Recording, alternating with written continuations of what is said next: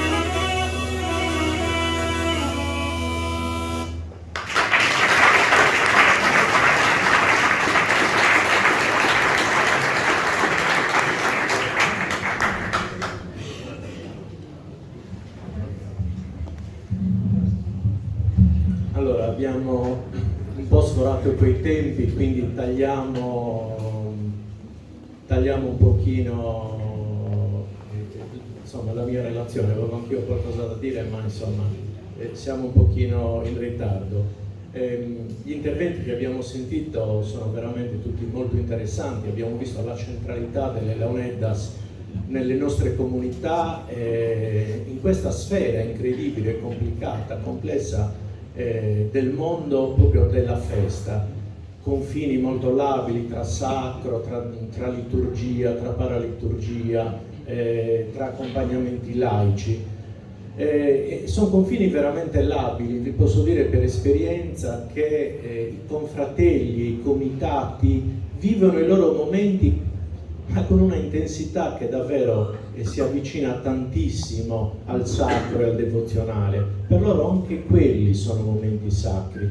È una differenza sostanziale che c'è e che posso dire che quando si viene invitati da un comitato stabile o da una confraternita, quindi da PIE associazioni, l'aria che si respira in quelle feste è completamente diversa. Perché sono persone che vivono la festa, che la tramandano da centinaia di anni, e la figura del suonatore in queste feste assume una dimensione completamente diversa. Insomma, mi sarebbe piaciuto un po' affrontare questo argomento, ma siamo davvero un pochino in ritardo. Sarà per una prossima volta. Passiamo alla seconda parte di questo incontro. Abbiamo pensato a questo incontro nel ricordo di un nostro carissimo amico, un nostro caro amico che sarebbe stato qui a bacchettarci sicuramente, a rimproverarci per tutto quello che facciamo, perché non va mai bene nulla. Siamo qui a ricordare il nostro carissimo Andrea. Prima di dare la parola ai familiari e ai parenti di Andrea, nello specifico al fratello Raimondo, noi abbiamo invitato davvero con grande onore, ci fanno il grande onore di essere presenti l'Arciconfraternita del Confalone Sant'Efisio di Cagliari. Gli vogliamo ringraziare di tutto cuore e la loro presenza è significativa e profonda, perché Andrea era stampacino, era devoto di Sant'Efisio, l'ho accompagnato Sant'Efisio. Io ho una foto che mi ritrae con Andrea che non suonavamo, tenevamo gli amplificatori dei suonatori, io a destra e lui a sinistra. È una bellissima foto che vorrei ritrovare, non so dove ce l'ho, per dire che abbiamo fatto la gavetta insieme, ci siamo emozionati insieme, e quindi invito la confraternita, l'Arciconfraternita sul palco, insomma a fianco a noi. Vi accompagneremo in 2 o 3 strofe dei Gocius e poi insomma ringraziamo Raimondo per essere qui e vogliamo sentire davvero il suo pensiero su Andrea. Giulio Pala, per favore.